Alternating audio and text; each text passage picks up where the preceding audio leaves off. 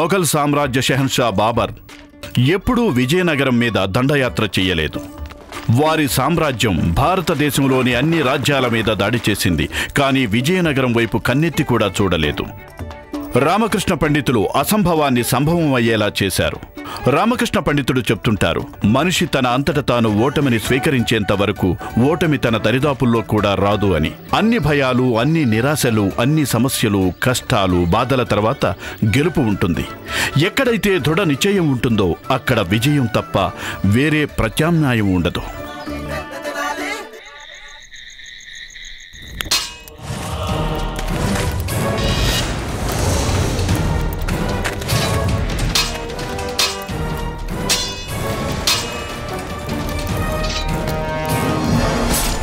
లేదు, ఎవరది? ఇంతటి దుస్సాహసం చేస్తున్నది ఎవరు?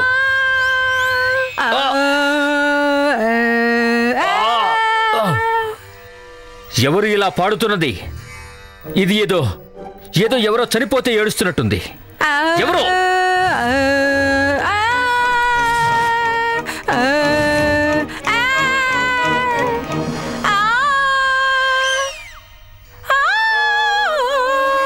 మహారాణి చిన్నాదేవి, మహారాణి చిన్నాదేవి, ఇదేం విలాపం? మహారాజా, ఇది విలాపం కాదు, ఆలాపన. మహారాణి చిన్నాదేవి, ఏదో ఒకటి, కానీ ఎందుకది? మహారాజా, మేము మాలో దాగి ఉన్న గానకళని బయటకు తీసుకొస్తున్నాం.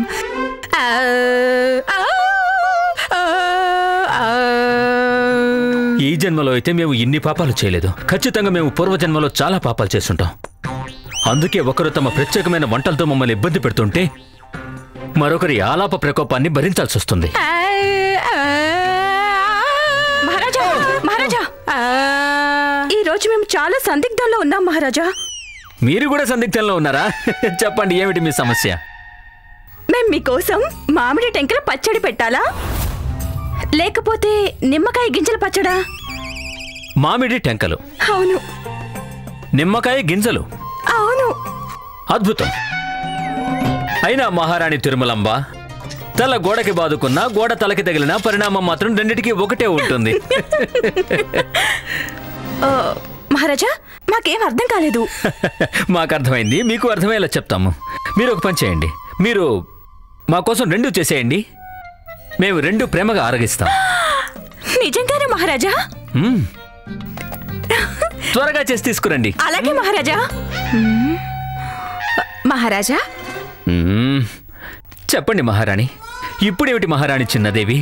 మహారాజా, దాగి ఉన్న కళ హఠాత్తుగానే బయటపడుతుంది కదా, అయినా మాకు కూడా ఎక్కడ తెలుసు మా లోపల ఇంత విశిష్టమైన ప్రతిభ దాగి ఉందని? మహారాణి చిన్నదేవి, ముందు మాకు చెప్పండి, ఎవరు ఆ మూర్ఖ మహాపురుషుడు?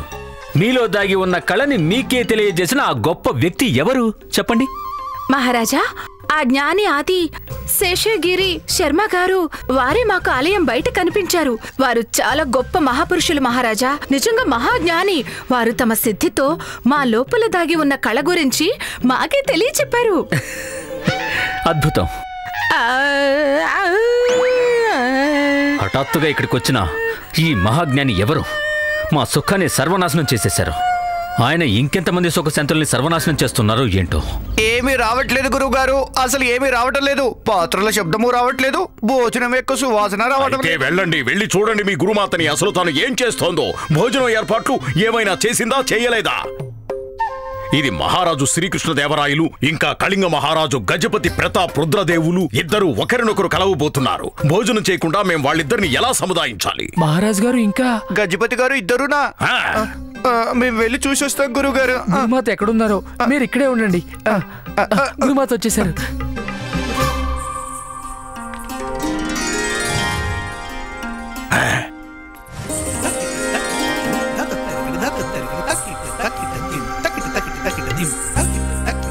వరుణమాల, ఇలా నీ చేతి వేళ్లని ఎందుకు నాట్యమాడిస్తున్నావు? మా కడుపులో ఎలుకలు నాట్యమాడుతున్నాయి, కానీ నువ్వేమో నీ చేతులను ఆడిస్తున్నావు. భోజనం ఏమీ లేదు స్వామి. భోజనం లేదా అంటే అసలు ఏంటి నువ్వు చెప్పిన దానికి అర్థం? ఇంట్లో ఆహార పదార్థాలు అయిపోయాయా ఏంటి? ఇంకా నెల కూడా పూర్తవలేదు కదా? అవునవును, మా గురువు గారు కొన్ని రోజుల క్రితమే కదా ఒక వ్యాపారిని దక్షిణ పేరుతో మోసం చేసి ఆహార పదార్థాలు తీసుకొచ్చారు. ఆహార పదార్థాల అన్నీ ఉన్నాయి స్వామి. అయితే నూనె మసాలాలు లేవా? నూనె మసాలా కూడా ఉన్నాయి. అయితే కూరగాయలు లేవా? కూరగాయలు కూడా ఉన్నాయి స్వామి. మరి ఏం లేవు? కేవలం నాకు చెయ్యాలని లేదని. అలాగా? అంటే అంటే ఏముంది స్వామి, నాకు చెయ్యాలని లేదంతే. నా కళాత్మకమైన వేళ్లని కొంచెం కూడా కష్టపెట్టాలని లేదు. ఇవి ఒక విశిష్టమైన కళ కోసం పుట్టినవి. ఎప్పుడు? ఈ రోజు ఉదయమే. ఎవరు చెప్పారు? జ్ఞాని ఆది శేషగిరి శర్మ గారు. జ్ఞాన? మమ్మల్ని మించిన మహాజ్ఞాని ఎవరొచ్చారు? స్వామి, ఏంటి మీరు స్వయంగా మిమ్మల్ని మీరే ఎందుకు అవమానించుకుంటున్నారు?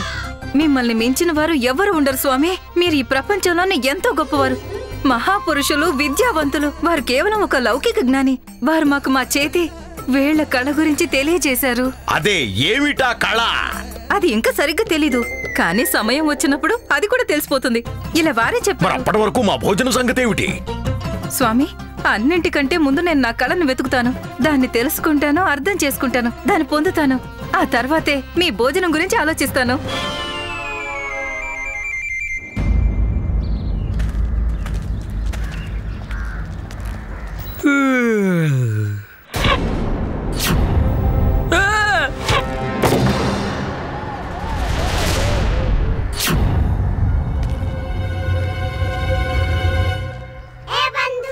ఇదేంటి రామా, నేను త్రుటిలో తప్పించుకున్నాను. అవును బంధు, మన ఇంట్లోనే మన మీద దాడా.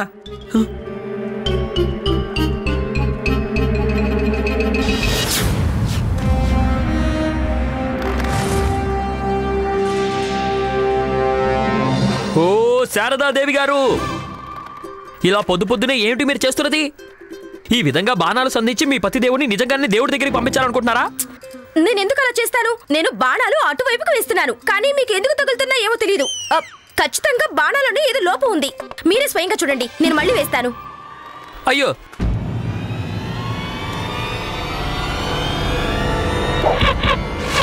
వద్దొద్దు.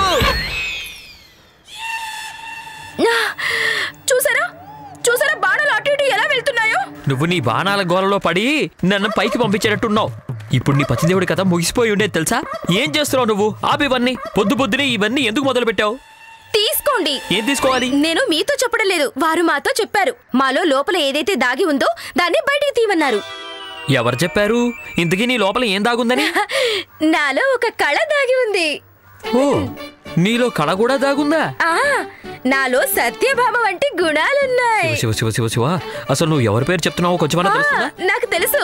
శ్రీకృష్ణ భగవానుడి సత్యభామ నరకాసుణ్ణి హతమార్చింది కదా, అందుకే మనం దీపావళి నరక చతుర్దశి చేసుకుంటాం కదా. శారదా, నువ్వు సత్యభామాదేవితో ఎందుకు పోల్చుకుంటున్నావు చెప్పు? నేను పోల్చుకోవడం లేదు, ఇలా అని వారే నాకు చెప్పారు. అదే ఎవరు వారు? ఎవరు నీకు ఇలా చెప్పారు? బాణం పట్టుకుని నా ప్రాణాన్ని పనంగా పెడుతున్నావు నువ్వు. మహాజ్ఞాని ఆది శేషగిరి శర్మ గారు. జ్ఞాని కాదు, అజ్ఞాని. వారు పెద్ద అజ్ఞాని, అందుకే నీతో ఇవన్నీ చెప్తున్నారు. పద లోపలికి వెళ్ళు, వెళ్ళి గరిట చేత పట్టుకో. అంటే మీరు నాలో దాగి ఉన్న కళని పెంపొందించుకోనివ్వరా? కళను పెంపొందించుకోవాలి అంటే వంట చేసే కళను కూడా పెంపొందించుకోవచ్చు కదా. అత్తయ్య! అత్తయ్య! అయ్యో అమ్మా, నేను చెప్పేది విను. అయ్యో అమ్మా, అమ్మా నీవేం చేస్తున్నావు? నువ్వు కూడా మీ కోడల్ని సమర్థిస్తున్నావా? నిజానికి నువ్వు తనకి సహకరించాలి. నువ్వు తన భర్తవి. శారద తన కళని బయటికి తీసుకువస్తుంది, కానీ నువ్వేమో తనని ప్రోత్సహించాల్సింది పోయి నిరుత్సాహపరుస్తున్నావా? బుద్ధి లేనివాడా! బుద్ధి లేనివాడా? అమ్మా, తను ఉదయం నుండి 2 సార్లు విధవరాలు కాబోతూ తప్పించుకుంది. ఎటెటో బాణాలు వేస్తుంది, అవి నీ వైపుకి వస్తే అప్పుడు తెలుస్తుంది నీకు. అత్తయ్య, మిమ్మల్ని రెచ్చగొడుతున్నారు. చూసారా? ఎలా అయితే మహాజ్ఞాని ఆదిశేషగిరి శర్మ గారు చెప్పారో అలా. ఏమన్నారు? ఏమన్నారు మీ జ్ఞాని ఆదిశేషగిరి శర్మ గారు? చెప్పండి. రామా, అసలు ఏం జరుగుతుంది ఈ రోజు? అసలే మహారాజు గారు ఇంకా వారి శత్రువు రాజా గజపతి ప్రతాప రుద్రదేవులు ఒకరికొకరు తారసపడబోతున్నారు. ఇక్కడేమో ఇంట్లో వాళ్ళు కూడా శత్రువుల్లో ప్రవర్తిస్తున్నారు. అవును బంధు, నువ్వు చెప్పేది నిజమే.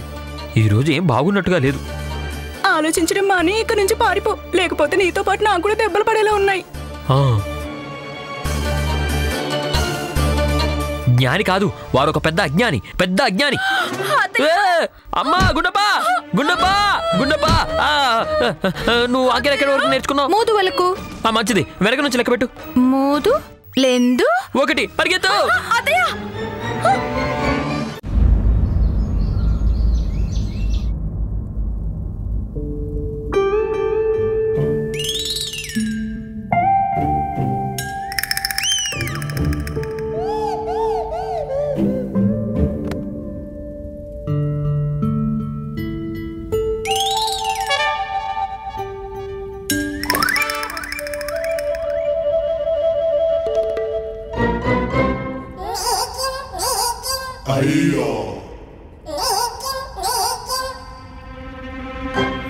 మీరేం చేస్తున్నారు ఆచార్య? అది మహారాజా. మహారాజా అది మా గురుమాత. మహారాజా అది ప్రసాదం. మహారాజా ప్రసాదం. మా గురుమాత అంటే వీరి గురుమాత పొద్దున్న వచ్చేటప్పుడు చేతిలో ప్రసాదం పెట్టారు. దాన్ని ఆరగిస్తున్నా మహారాజా. మిగిలింది మీరిద్దరూ ఆరగించండి. నా అరటి పండు.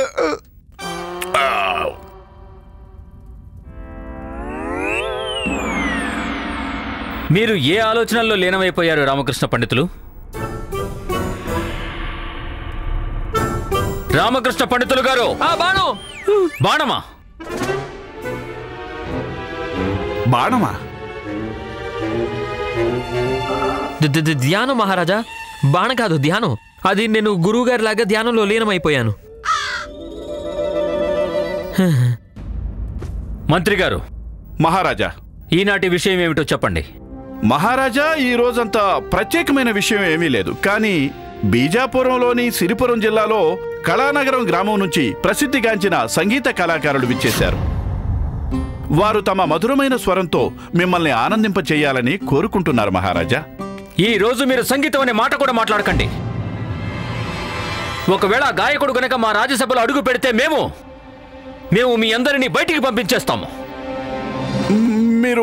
మీరు నిశ్చితంగా ఉండండి మహారాజా. అన్నీ మీరు చెప్పిన విధంగానే జరిగి తీరుతాయి. కొత్వాల్, చెప్పండి మంత్రి గారు. చెప్పింది విన్నారా? ఎట్టి పరిస్థితుల్లో అతను లోపలికి రావడానికి వీల్లేదు. అస్సలు రాడు. కేవలం సభకే కాదు, మహల్ చుట్టుపక్కల కూడా వారు ఎక్కడైనా కనిపించారో అప్పుడు మేము. మహారాజా, ఈ రాజ్యంలో కూడా ఎక్కడా కనిపించరు. మీరు నిశ్చింతంగా ఉండండి మహారాజా. వారు తమంతట తామే వెళ్ళిపోతారు. క్షమించండి మహారాజా, కానీ ఈరోజు హఠాత్తుగా మీకేమైంది? ఈ రోజు ఉదయం మా చెవుల్లో నుంచి రక్తం వస్తుందేమో అన్నంతగా ఇబ్బంది పడ్డాం. ఒకరు తమ వంటలతో మమ్మల్ని ఇబ్బంది పెడుతూనే ఉన్నారు. మరొకరి పాటతో కూడా విసిగిపోయి ఉన్నాం మేము. మహారాజా, అంతా క్షేమమే కదా? మీరు కళాభిమానులు కదా? కళాభిమానాన్ని పక్కన పెట్టండి. మీరు మాకు ఒక విషయం చెప్పండి. దాగి ఉన్న కళల గురించి మీ అభిప్రాయం ఏమిటి? దాగి ఉన్న కళ మహారాజా? అవును మహామంత్రి గారు, దాగి ఉన్న కళ అది ఒక వ్యక్తి లోపల ఎన్నో సంవత్సరాలుగా దాగి ఉంటుంది. హఠాత్తుగా ఒకరోజు అది పెరిగి పెరిగి బయటికి వచ్చేస్తుంది. దాని గురించి మీ అభిప్రాయం ఏమిటి? అలాంటిది ఎక్కడైనా ఉంటుందా? మహారాజా, అలాంటి దాగి ఉన్న కళ ఏమీ ఉండదు మహారాజా. అంతా మూర్ఖపు ఆలోచనలు, అనవసరమైన విషయాలు మహారాజా. ఇలాంటి దాగి ఉన్న కళల కారణంగా వ్యక్తి ఆకలితో మాడాల్సి వస్తుంది. ఆచార్య, మీరెందుకింత ఆందోళన పడుతున్నారు? ఆందోళన? మేమెక్కడ ఆందోళన పడుతున్నాం? మేం మామూలుగానే ఉన్నాం.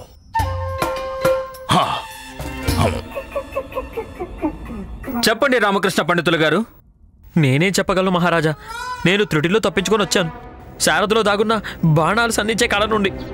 మహారాజా, నాకైతే ఈరోజు తెలిసొచ్చింది మర్దన చేసే కళ కూడా ఒకటి ఉంటుంది అని. చాలా భయంకరమైన రహస్య కళ మహారాజా. ఎలాగో ఒకలాగా నా భార్యలో దాగి ఉన్న ఈ కళ నుంచి తప్పించుకుని వచ్చాను మహారాజా. ఏం చేస్తున్నావు? చచ్చాను దేవుడా. గురువుగారు, ఒక విషయం చెప్పనా? వీరి భార్యల కళలు చూస్తే మీరు తప్పించుకున్నారు అనిపిస్తుంది. అవునవును గురుగారు, మన గురుమాత కళ మరి ఇంత కష్టదాయకమైనది, ఇంత భయంకరమైనది అయితే కాదు. మరి మీరు ఏం తప్పించుకున్నాం? మేము మా బ్రహ్మశక్తితో చూడగలుగుతున్నాం. ఈ రామకృష్ణ పండితుడు బాణ తాగడం వల్ల దేవలోకానికి చేరుకోబోతున్నారు.